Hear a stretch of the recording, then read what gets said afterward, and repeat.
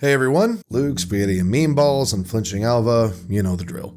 Hope everyone had a good Christmas and enjoyed your family, friends, and I hope everybody stayed safe. Today I just wanted to pop in right quick and give my thoughts on the latest Marauders Guilds update. It's been a busy holiday season for us here, but we finally played enough of the new update that I think I can finally get some thoughts together. So let's dive right in and see what we've got. Let's start off with the biggest part, and that's definitely guilds. Once you reach level 10 and have 100k credits, you can start a guild. You make your name, your logo, and slick some tags that are appropriate to your guild's playstyle. To level it up, you have to kill other marauders in guilds and get their patches. Leveling the guild hideout doesn't unlock skills or any buffs like Tarkov, but adds in fun things to do around the guild house, like a kill house, armory, etc. to mess around in. Speaking of the hideout, it's one of the more interesting things for myself as a content creator, as SIG has really given us an area to play around in for fun videos. Of course, it's going to be great for you and your friends and everybody, but the kill house can be used for 1v1s or an assortment of team games. You can even equip red and blue helmets to show off who's on what team. There are knives for knife fights, a firing range with a timer to get your sensitivity in order and work on your snaps. It's just a solid, cool area to mess around in, and I have a lot of great ideas of how we can use it in the future. It should also help us do, obviously, more Marauder science videos in a really nice and tight controlled environment. Honestly, seeing the kill house makes me wonder if we'll ever get more official team games in Marauders.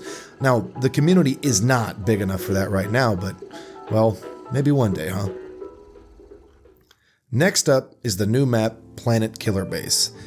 Sadly, I do not have any footage of this new map. In my 20-ish hours I've played this wipe, I've managed to get in there twice, and sadly I've never had my OBS ready to go. I was just playing around. I tried to get up one time and somebody killed me while I was alt-tabbing, so forgive the static pictures. It's just not spawning for me much, and it seems like others have mentioned the same issue as well, and I mean, I'm glad it's not like Colony Cruiser though, which spawned basically every other raid for us when it released. Planet Killer Base though is most definitely Marauder's biggest map, and by far the most detailed of them all. It looks great and plays well.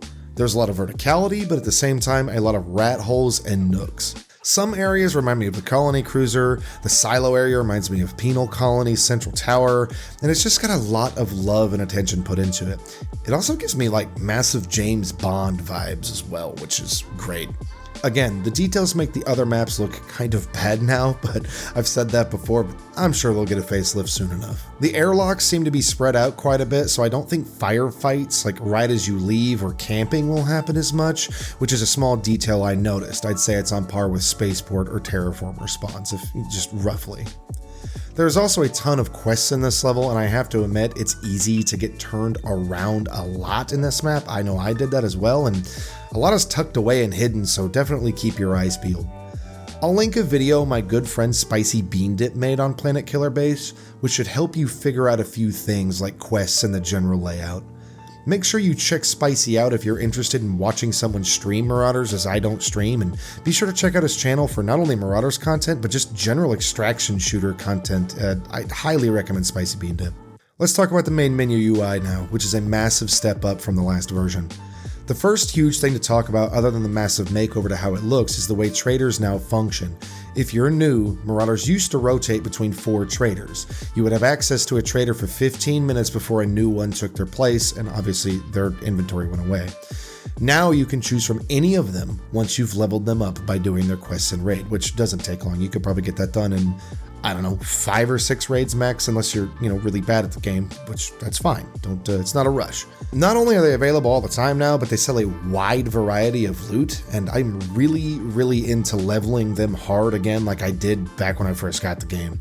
This is honestly a game changer for me and has honestly made playing the game a lot more rewarding.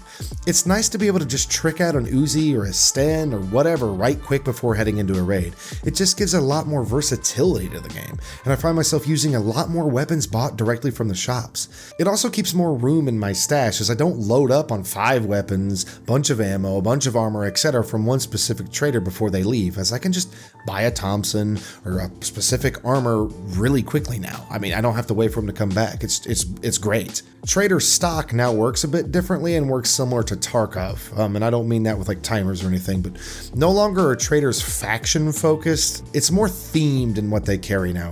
Greybeard, who looks amazing by the way, he's a new pirate trader, carries general pirate gear, Wolf carries heavy armor and weapons, Rosie carries supplies, and Overlord carries special weapons. It's cool that they focus on several things still, and really makes you want to hone in on completing their specific raid quests to level them. Also, just in case you missed it, the Plunder 1.2 update changed the extraction requirement for completing the faction quests in raid.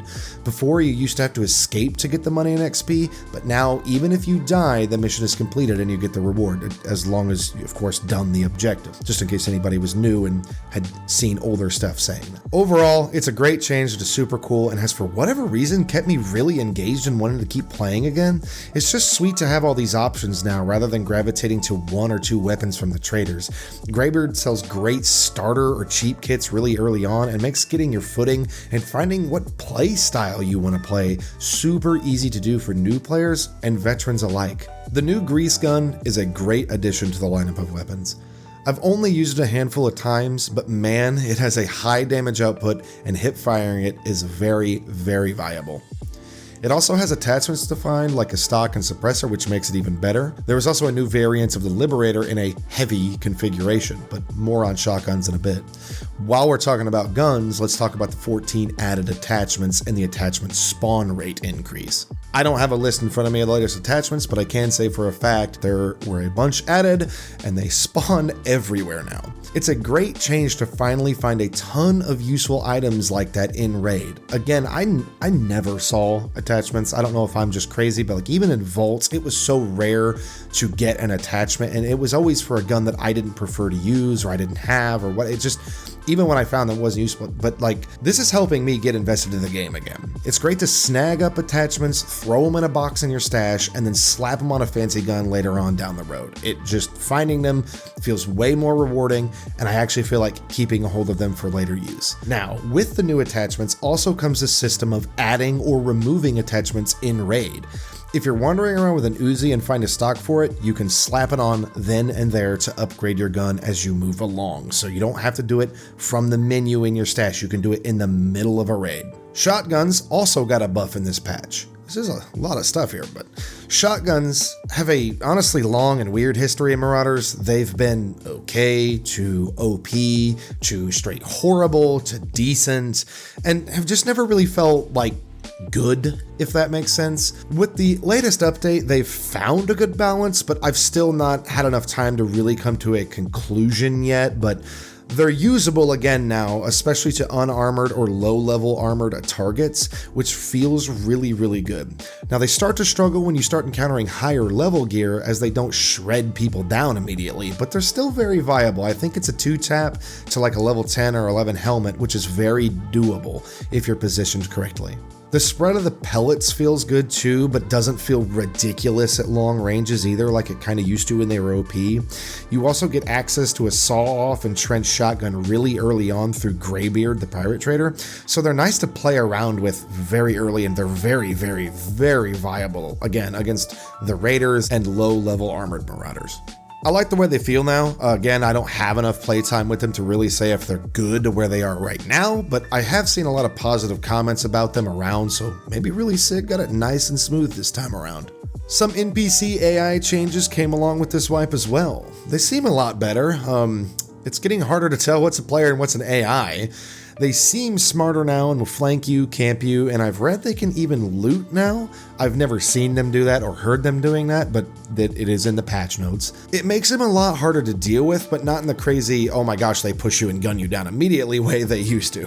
They seem to make pretty smart decisions. They've had changes to their hearing and cones of vision, so you can actually sneak up on them now or follow them around. Pistol guys also shouldn't Luger headshot you anymore, which is nice. But I like that they now get better vision if you engage them, since they actually are aware that there's an active hostile nearby. They also say voice lines now when they see players, so they're both an obstacle and a helpful guide. I've always said that Marauders needs to borrow some things like sound design from Hunt Showdown, and this reminds me of that a lot. If someone is ratting around and gets spotted by an AI, you'll hear that AI bark at them and give them away.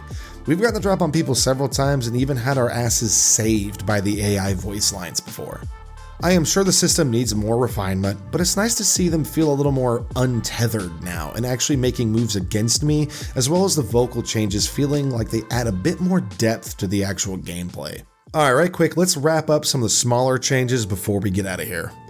Raider mode maps are now Terraformer and Planet Killer Base. NPCs were added to Raider mode. New bandit cosmetics were added, new high-value items were added, new lootable containers were added in the form of hanging pressure suits, industrial toolboxes, and large armor-only lockers.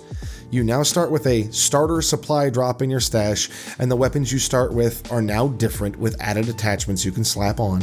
Clob extended mag, drum mag, MK45 drum mag, etc, etc, a piss load of attachments added. Lots of artwork and environmental changes, screens look better, signage has been added, new icons for loot, etc. Warp gate, extraction gate, whatever you call them, now spawns in 5 minutes rather than 10. Loads of balancing changes from prices, damage, healing, vaulting, AI spawning, etc.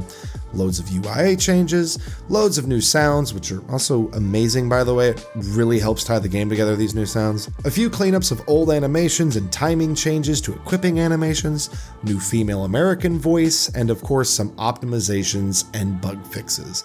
And I believe that's all I've really got for you guys today. Overall, it's probably my favorite update to Marauders so far, and it seems a lot of people are seeing that and taking the plunge into Marauders for the first time. I'm getting lots of new views on my older guides and stuff, so if you're new here, welcome. If there's any questions you have, drop them below.